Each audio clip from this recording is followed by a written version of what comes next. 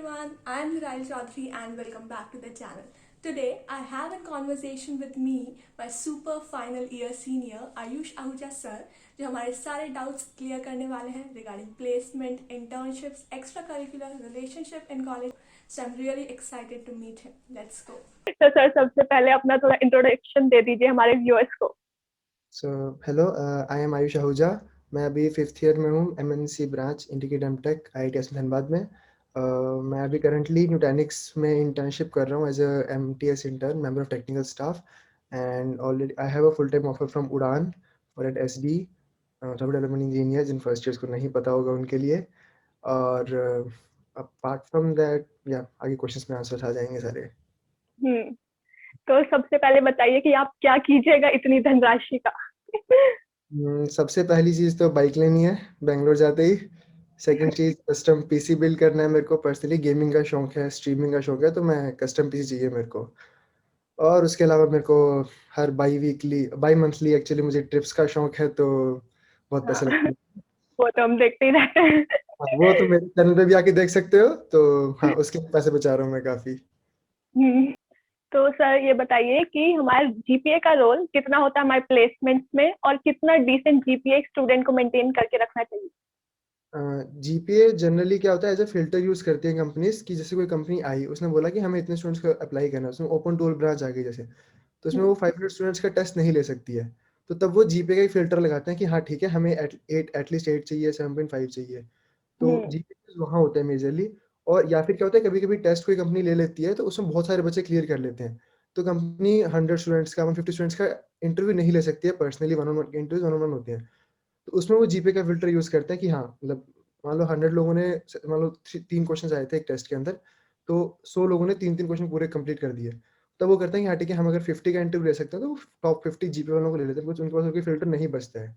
हर एक का वो रेज्यूमे खोल के नहीं देख सकते हैं। हाँ, तो ये भी है। इस हिसाब से एक डिसेंट GPA, जो एक्चुअली मैं एडवाइस सबको करता हूँ कि 8+ तो रखो ही रखो। अगर नहीं रख पा रहे हो, क्योंकि कई बार क्या होता है कि 8+ के लिए आपको थोड़ा पढ़ना पड़ता है, आपका इंटरेस्ट एकेडमी में कम होते हैं। मेरा पर्सनली खुद का भी कम था, तो 7.5 तो रखो एटलीस्ट। बिकॉज उसके ऊपर क्या है कि उसके नीचे कुछ कंपनीज हमारी कटने लग जाएंगी। कंपनीज ये अलाउ नहीं करती कि तुम एटलीस्ट उनका टेस्ट दे पाओ। तो 7.5 इज मिनिमम। उसके नीचे ऐसा नहीं कि इंटर्नशिप इसमें नहीं लगती है, बट तुम्हारे पास नंबर ऑफ चांसेस बहुत कम हो जाते हैं।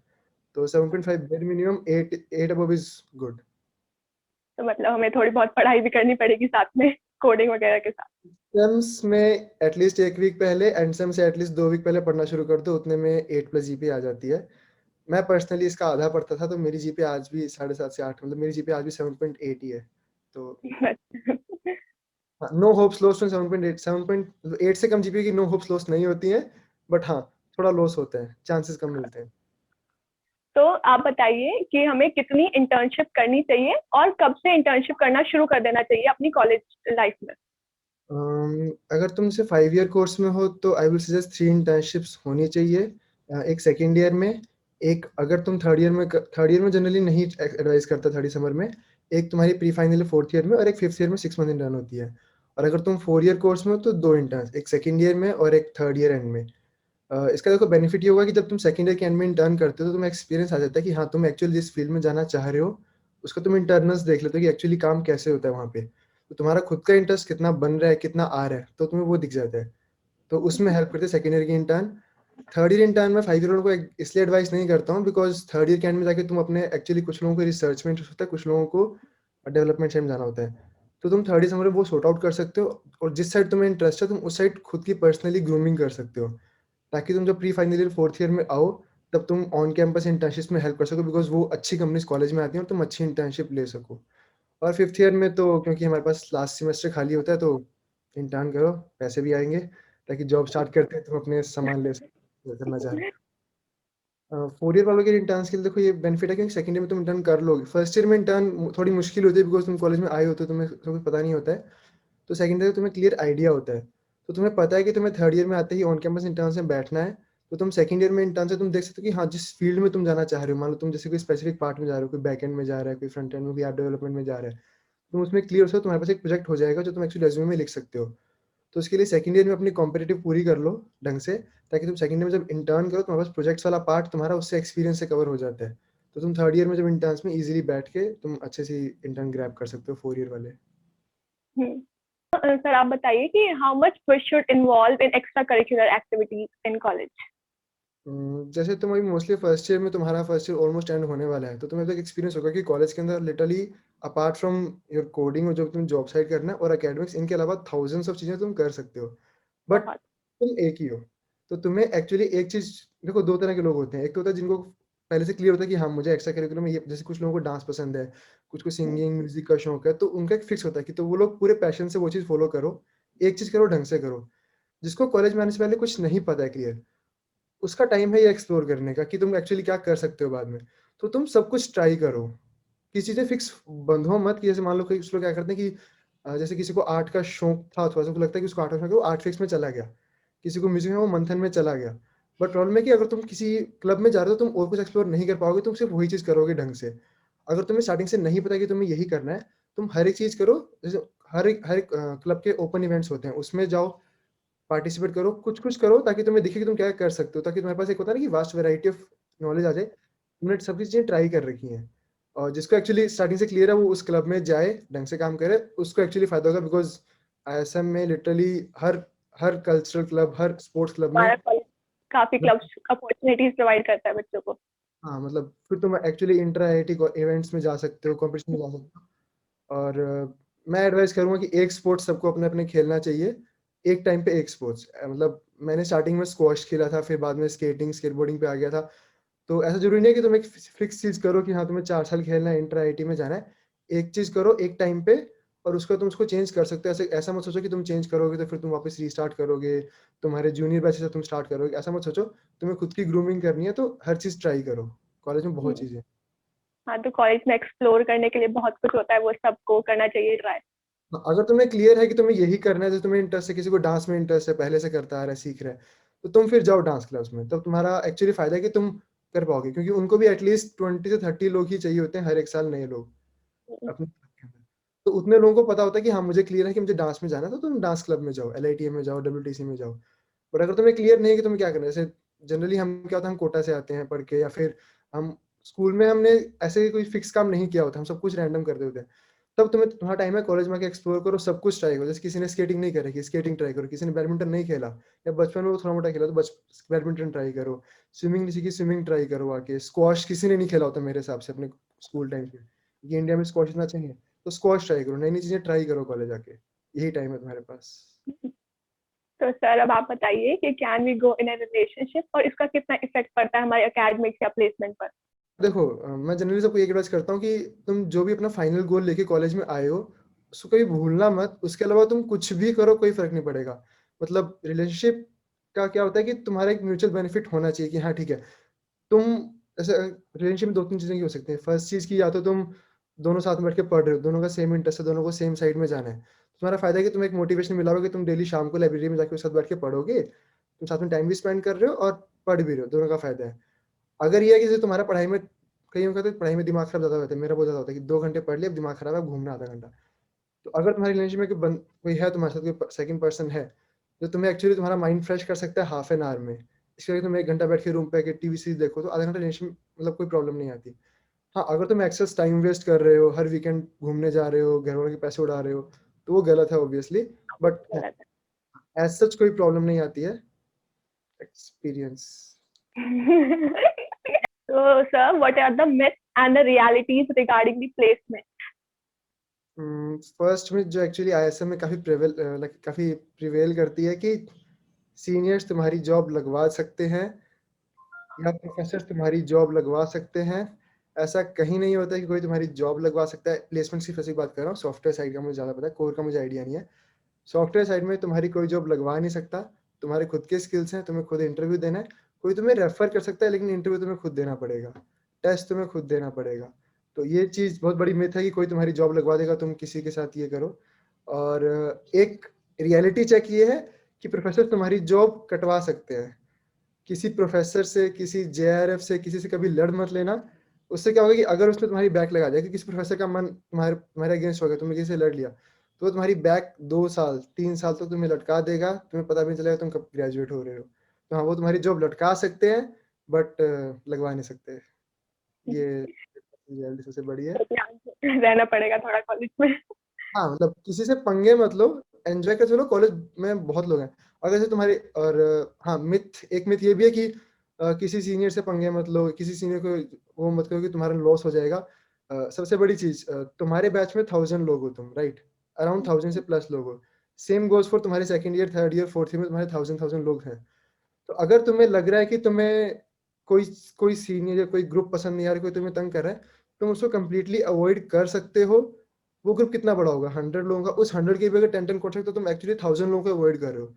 स्टिल तुम्हारे पास तुम्हारे सीनियर बैचेस में ही 2000 लोग हैं जिनसे तुम एक्चुअली कभी भी बात कर सकते हो। उसमें से अगर बेसिकली तुम्हें हेल्प कितने लोगों की चाहिए होती है एट द एंड कॉलेज में, तुम्हें जाके 50 एट मैक्स 100 लोगों की तुम हेल्प लोगे कॉलेज में, इससे ज़्यादा नहीं लोगे। तुम्हारे पास स्टिल तुम्हारे पास 2900 या 3000 लोगों का बफर है तुम्हें अवॉइड करने के लिए। तो ये लेके चलो कि कभी ऐसा नहीं है कि हाँ, हम अगर कोई मुझे कहीं कहीं मुझे अनकंफर्टेबल फील हो रहा है किसी से बात करने में या कुछ करने में, तो मुझे करनी ही पड़ेगी बिकॉज़ मैं यहीं पे कॉलेज में रहना है, ये करना है, ऐसा कुछ ज़रूरी नहीं है। तो ये थी हमारी कुछ myths and realities regarding the college and the placement. तो लास्ट में आप क्या एडवाइस देना चाहोगे अपनी जूनियर्स को? द मेन एडवाइस वही है जो स्टार्टिंग में बताई थी कि जो भी तुम एक्चुअली तुम्हारा फाइनल गोल है, देखो मोस्टली क्या होता है कि मोस्टली में लोग जॉब लेने आते हैं, कुछ लोगों का रिसर्च, कुछ लोगों का और अलग अलग होते हैं, बट एक चीज ध्यान रखो, जो तुम्हारा फाइनल गोल कॉलेज से है, जो तुम एक्चुअली करने कॉलेज आए हो, उसको कहीं भूलना मत। तुम जो भी कर रहे हो, तुम स्पोर्ट्स कर रहे हो, तुम कल्चरल्स में जा रहे हो, तुम कोई एक्स्ट्रा एक्टिविटीज कर रहे हो, तुम रिलेशनशिप के अंदर हो, या फिर तुम मतलब पॉलिटिक्स में घुस रहे हो, कॉलेज में इलेक्शंस होते हैं, कोई कोई गलत चीज नहीं है उसके अंदर, या तुम मतलब अपने ही अलग कोई क्लब खोल रहे हो, या फिर तुम कॉलेज के बाहर कोई एनजीओ में पार्टिसिपेट कर रहे हो, कुछ भी करना, बस अपना फाइनल गोल मत भूलना। कि जैसे होता है ना कि जैसे आज का दिन मान लो मेरा कोई जा रहा है, तो ये ध्यान रखो कि तुम अगर अपने गोल की तरफ नहीं बढ़ पा रहे हो आज, कोई बात नहीं, तो उसके बैक डायरेक्शन में मत जाना कभी। तो कुछ लोग कॉलेजेस में देखो होता है कि ड्रग्स, अल्कोहल, ये थोड़ा सा लोग क्योंकि एकदम से घर से निकलते हैं, तो कुछ लोग इस घर से पड़ जाते हैं। तो इसमें जब तक तुम लिमिट में हो या कुछ भी करो, कोई गलत नहीं है। बस ध्यान रखना कि तुम अपने जो फाइनल गोल से मत भटको, कि तुम्हें फाइनली अगर जैसे तुम्हारी फैमिली को है कि तुम्हें फैमिली को सपोर्ट करना है, तुम्हारी फैमिली से तुम जॉब लो, तो तुम इतना पढ़ो, या फिर ये ध्यान रखो कि तुम्हारी जीपी इतनी ना कम हो जाए कि तुम्हें जॉब में बैठने को ही ना मिले, तुम ईयर बैक ना लगवा लो, तुम सेमेस्टर में किसी सब्जेक्ट में फेल ना हो। अ, अभी क्या है कि लास्ट टाइम तक, हमारे टाइम तक ये था कि 35 मार्क्स कंपल्सरी थे मिनिमम, कि इसके ऊपर तुम फेल नहीं हो रहे, इसके नीचे फेल नहीं हो रहे।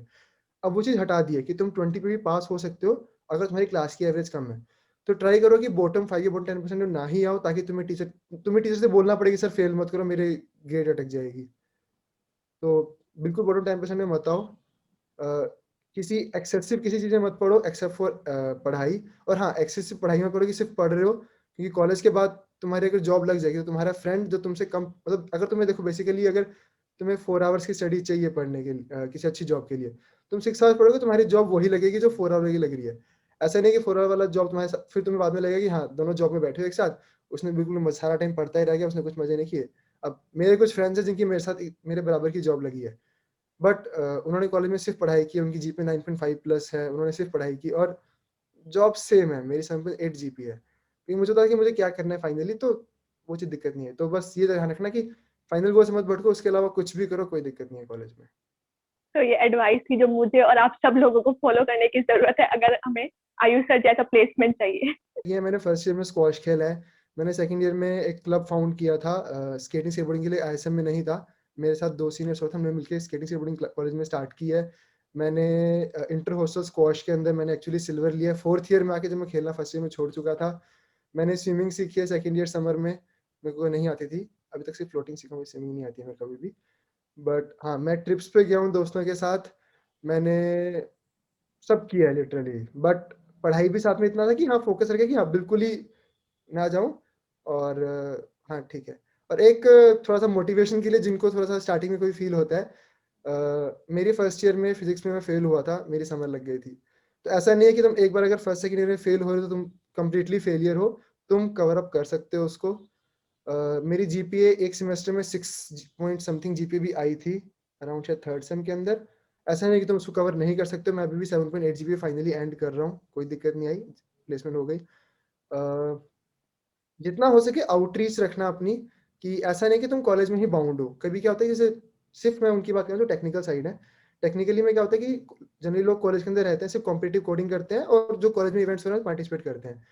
उससे क्या है कि तुम एक्चुअली इंडस्ट्री में क्या हो रहा है वो सीख नहीं पाओगे। तो उसके लिए मैं एडवाइस करूंगा कि जितने आसपास के कॉलेजेस में या जितने बाहर के गूगल डेवलपर ग्रुप्स हैं या जिनमें भी हैं, उनके हैकेथॉन्स होते हैं, बहुत सारे इवेंट्स होते हैं, उनमें पार्टिसिपेट करो, उनमें जाओ, कॉन्फ्रेंसेस में जाओ जितने जा सकते हो। उससे क्या है, तुम्हें आउटरीच मिलती है और वो एक इन्वेस्टमेंट है, उसमें तुम्हारा वो मनी वेस्ट कभी नहीं होता है।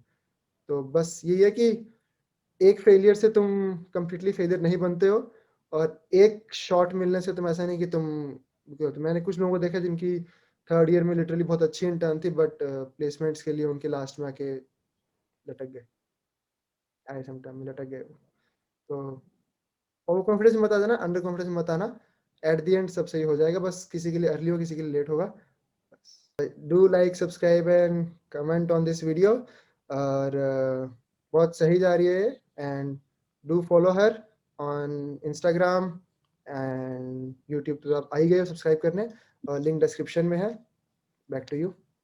और सर का भी चैनल है कोड आयु, जिसपे सर लाइव स्ट्रीमिंग करते हैं, तो आप वो जाके देख सकते हैं। लिंक इनका भी डिस्क्रिप्शन में आपको मिल जाएगा। फॉलो, लाइक, सब्सक्राइब सब कर देना। Thank you.